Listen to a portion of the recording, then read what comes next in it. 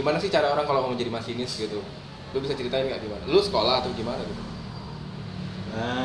Yang pertama mereka itu selalu buka sih, setiap tahunnya itu selalu buka pendaftaran gitu kan via online dari websitenya langsung.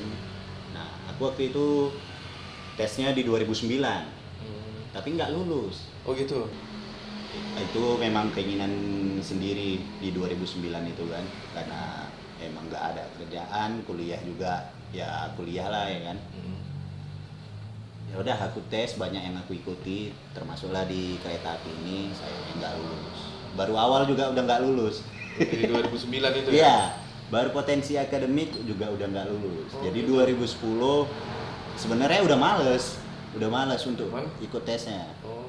Cuman terus terang karena emang bukan kita bilang paksa ya, bukan bisa dibilang paksaan juga, tapi karena emang support dari orang tua tadi, ayo daftar aja katanya. Nah di situ aku daftar, walaupun emang males-malesan kan, tapi alhamdulillah emang rezekinya mungkin di 2010. Jadi begitu lulus, waktu itu di bengkel dulu kan, kalau bahasa pasarnya bengkel ya, di tekniknya dulu di pool lokomotif.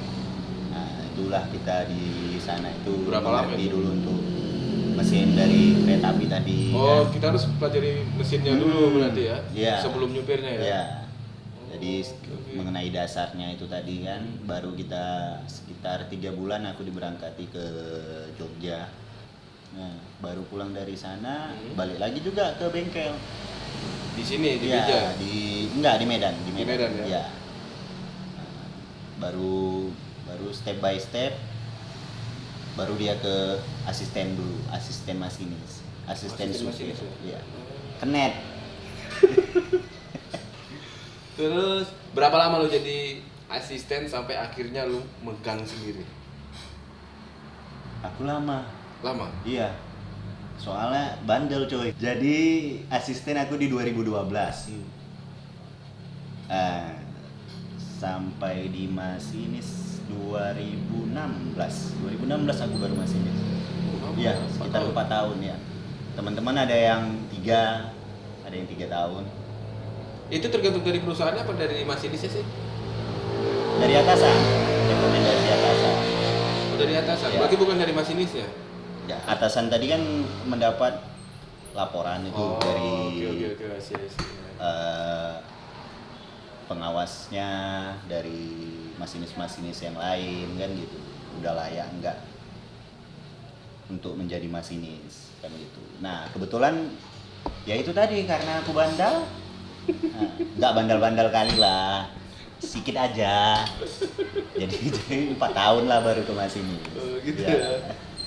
Jadi pertama yang lu bawa sendiri itu apa?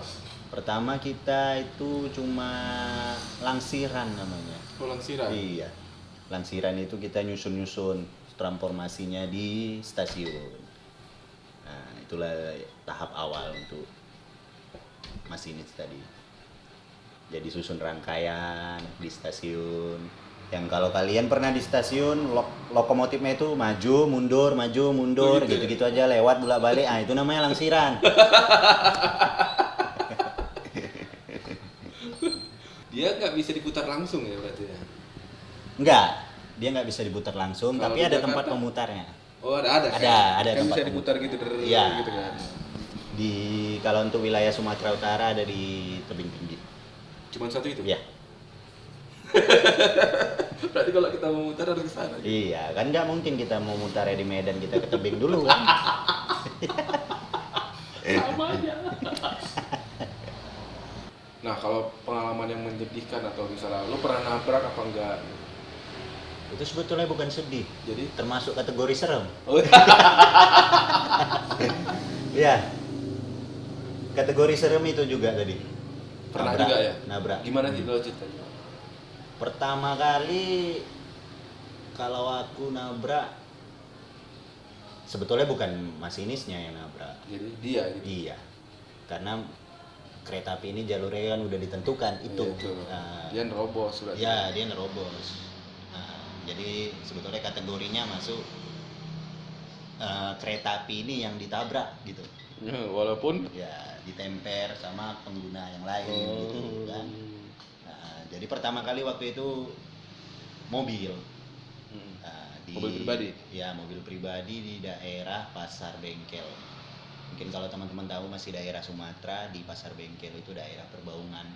Nah, itu pertama kali. Tapi sayangnya penumpangnya nggak ada. Oh gitu. Iya. Maksudnya penumpang yang lo Begitu bawa kena- apa penumpang mobilnya? Penumpang mobilnya. Hah? Iya, begitu kena dar. Loh, gimana penumpang yang ada? Jadi mungkin mobilnya ditinggalnya karena dia oh, mobilnya parkir mungkin. enggak, karena dia tahu itu mobil bakal nggak bisa lewat. Oh, dia tetap kan. jalan. Ah, Iya, dia mau jalan, pas mau jalan, dia tahu nih bakal bisa, dia lompat gitu mungkin. Iya. Iya gitu. Jadi nggak ada orang sama sekali di mobil itu. Begitu lo tabrak, orangnya ada. Nggak ada. Baru orangnya nggak ada yang nongol. ngaku itu. Oh, nggak ada yang Nggak ada mengakui. yang ngaku. Oh, unik nih guys. Itu luar biasa. Nggak ada yang ngaku itu mobil Jadi siapa. setelah lo tabrak mobilnya, nggak ada yang ngakui, orang nggak ada yang ngakui itu mobil dia itu. Iya. Terus tulisannya gimana? Nah, itu tadi. Apakah mobil itu curian atau gimana? Bisa jadi ya. Ah, Bisa jadi itu karena mobil curian mungkin. Iya. Jadi orang nggak berani ya. Itu. Nah, kalau menurut prosedurnya, kalau lo nabrak itu gimana sih? Kalau menurut prosedurnya, jadi kita itu pada saat ditemper oleh pengguna lain, pengguna jalan yang lain kan, kita berhenti, lapor ke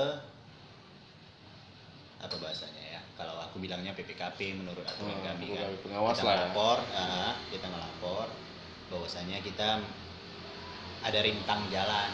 Rintang jalan maksudnya dalam arti kata udah ditemper tadi. Itu kalau misalkan mobil tadi itu nggak bisa digeser, masih posisi di atas rel gitulah, atau kita bilang oknumnya tadi lah itu, maupun itu mayat ataupun kendaraan Tetap kan, harus lapor ya.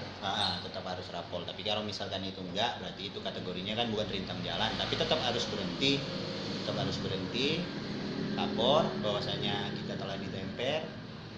Habis itu kan ada petugas tuh yang selain kita di KA, ya seperti Polsus tadi. Tadi itulah yang ngecek gimana keadaan korban. Oh, berarti lu nggak boleh turun? Nggak boleh. Lu tetap di atas Iya. kereta berarti ya? Nah, masinis tidak boleh meninggalkan lokomotifnya. Nah, jadi petugas yang lain itu untuk mengecek gimana keadaan korban, mau kendaraannya ataupun orangnya kan gitu. Baru kita melanjutkan perjalanan. Sampai stasiun terdekat, kita bikin laporannya juga bahwasanya kita telah ditemper gitu, atau kita telah ditabrak. Laporan tertulis. Laporan tertulis. Udah, lanjutkan perjalanan. Kalau nggak ada kendala di rangkaian dan lokomotif, kita lanjutkan perjalanan. Oke guys, seperti biasa di Ngulik Boy gua kali ini, gua akan di akhir topik bicaraan kita akan mengetes si P3 ini dengan tes psikopat. Sebenarnya sih psikopat dengan rasional sih nggak jauh beda sih sebenarnya cara pola berpikirnya. Psikopat atau psikotes? Psikopat. Psikopat. Tulisannya psikopat, cuman dibacanya psikopat. Oke, pertanyaan pertama. Lu sedang berada di dalam lift nih. Tapi lift itu ada kacanya, bisa tembus pandang. Dalam lift. Ya. Di dalam itu lu dengan seseorang. Cewek cowok nih? Bebas. Mau cewek, mau cowok, Ya, kita cewek anggaplah aja. cowok. Nggak boleh, nggak apa-apa, nggak masalah cewek. Udah, lu bunuh dia. Begitu lu bunuh, dia udah mati itu kan. Jadi sampai lantai keberapa gitu kan, lu turun, lu keluar dari lift. Setelah lu keluar, lift tadi nutup, lu menoleh ke lift tadi, melihat dari kaca ya, dari jendela yang gue bilang tembus pandang tadi, lu melihat gini. Habis melihat lu pergi. Pertanyaan gua, pada saat lu ngelihat jendela yang tembus pandang tadi, apa yang ada di dalam benak? Dia ngelihat gitu, ya bodohnya laku. Oh gitu. Dia mau menyadari, bodohnya aku kebiari gitu, Mas. Dia menyadari bodohnya laku. Aku keluar liftnya naik ke atas, liftnya tembus pandang. Ketahuan orang. Karena itu berarti ya.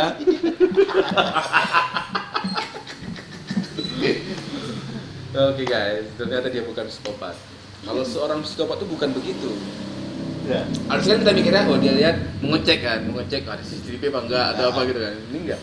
Seorang psikopat itu dia seperti itu. Dia ngelihat mayat tadi. Dia menikmati dia. Dia liatin mayatnya terdampar gitu kan. Dia nikmatin, habis itu dia pergi. Itu loh seorang psikopat. Berarti aku bukan psikopat. Jadi jangan takut-takut dekat aku. Yang kedua, ini pertanyaan ini sama nih sama Yankers kemarin. Karena lo seorang masinis nih, gue tanya seperti ini. Ada jembatan penyeberangan, oke? Di bawahnya ada rel kereta, Iya. oke? Nah lo berada di tengah-tengah jembatan ini di atas, dan ada beberapa orang juga sih berdiri di tengah-tengah. Nah, di sebelah kirinya rel tadi itu terikat 5 orang di atas rel, diikat 5 orang di atas rel. Nah, dari arah kanan sedang melaju kencang kereta. Oke? Iya. Nah, otomatis kan kalau dia melaju kan kena itu kan. Ah. Nah, gua kasih pilihan berganda nih. Ya. Bagaimana ya? Yang pertama, lu biarkan kereta ini melaju untuk nabrak 5 orang tadi. Itu yang pertama. Yang kedua, lo tolak seseorang di sebelah lo nih. Lo tolak dia ke bawah. Jadi kalau suatu orang nabrak, otomatis ngerem. Yang 5 orang tadi nggak jadi ketabrak. Kalau lo seorang psikopat, yang mana lo pilih? Sebenarnya nggak ada pilihan lain. Ada. Yang kedua tadi gimana? Kita tolak Kita tolak orang di sebelah supaya dia apa? supaya kereta ini berhenti. Karena kalau udah nabrak duluan kan kereta ini berhenti, yang 5 orang tadi nggak jadi ketabrak. Ini santai-santai ya. Sebetulnya menurut aturannya itu semua bisa nggak ketabrak. Iya, bisa kalau Iya. lo tahu. Ini kan nggak tahu. Masinis. Ini kan nggak tahu. Mereka kan berjajar semua. Kan Iya gitu. iya. Oke, jadi kalau aku biari aja itu ketabrak lima itu. Hah? Dibiarin aja? Iya. Kenapa dibiarin?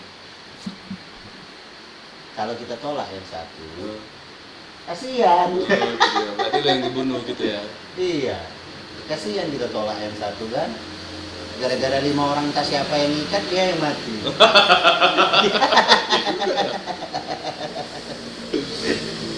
Oke guys, dia lolos. Karena kalau seorang psikopat itu dia akan berusaha melakukan apapun. Jadi dia tolak satu orang ini, udah untuk menyelamatkan 5 orang karena jumlahnya lebih banyak. Dia memikirkan hasil. Dia kan mau menyelamatkan 5 orang ini kan hasilnya lebih banyak di 5. Iya. Ya kan? Jadi apapun caranya dihalalkan. Jadi dia tolak satu orang dari atas, itu berarti selamat. Itu seorang psikopat. Iya. Itu dia. Berarti sekali lagi aku bukan orang Iya, psikopat. Nah, yang ini nih. Nah, next. Nah, ada apa namanya tempat minum itu yang kalau kita milih pakai koin. Ya. Tahu kan? Nah, kalau kita mau milih minuman itu kan pakai koin itu kan masukin koin, kita mau milih minuman. Tapi minuman itu nggak ada mereknya, nggak ada harganya, nggak ada labelnya gitu. Cuma ada warna putih, warna bening, sama warna merah. Nah, kalau lu milih warna apa? Benih. Bening. Iya. Seperti yang gue bilang kan, dia seorang psikopat. Karena pertanyaan ini selalu kena orang. Psikopat itu dia tidak mempunyai rasa, sementara warna itu menggambarkan rasa. Psikopat itu tidak mempunyai rasa, tidak mempunyai empati, tidak mempunyai rasa takut. Itu dirasa lah pokoknya gitu. Empati dia tidak ada dan dia cenderung memilih angka. Bening.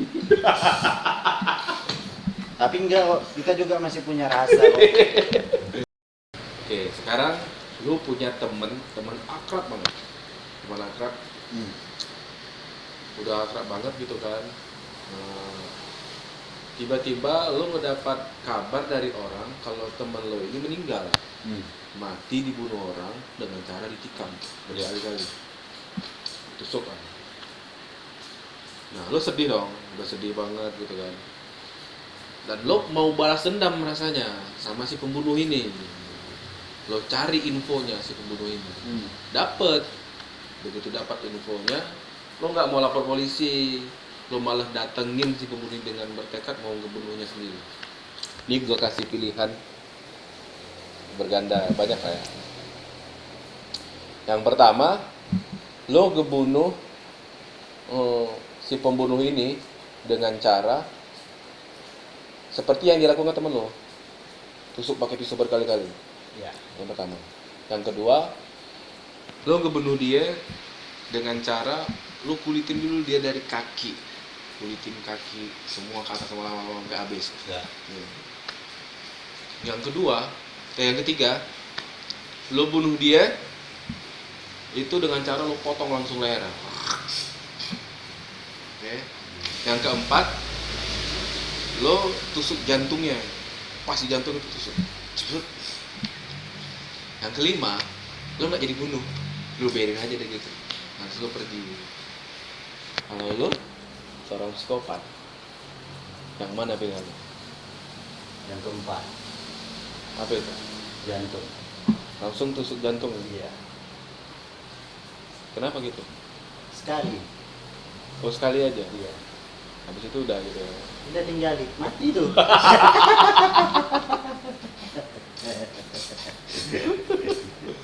Oke guys. Ternyata dia bukan psikopat. Karena itu orang normal. Iya. Normal. Normal. Normalnya orang kalau mau balas dendam, ya udah tusuk aja. Dia nggak mikir dengan caranya gimana. Gitu. Dia jumpa langsung tusuk, dus. Tapi kalau seorang psikopat, dia berimajinasi tuh. Dan dia mau menikmati rasa ngebunuhnya itu. Kan kalau dikulitin dulu dari kaki kan, red. Iya. Orang itu kan masih setengah mati dan dia suka ngelihat ekspresi orang ketakutan. Red. Apalagi leher gitu kan. Gitu. Berarti saya bukan psikopat. Psikopat. Kalau psikopat tadi yang ngulitin sama yang motong leher. Berarti aku psikotes. Akhirnya dia lolos, dia bukan psikopat. Oke Per, terima kasih Oke. atas perbincangannya. Semoga makin sukses, Amin. keluarga sehat-sehat ya. Amin. Anak makin nambah. Amin. Anak tapi anak. Iya, amin. Oke guys. Like dan subscribe, share videonya guys.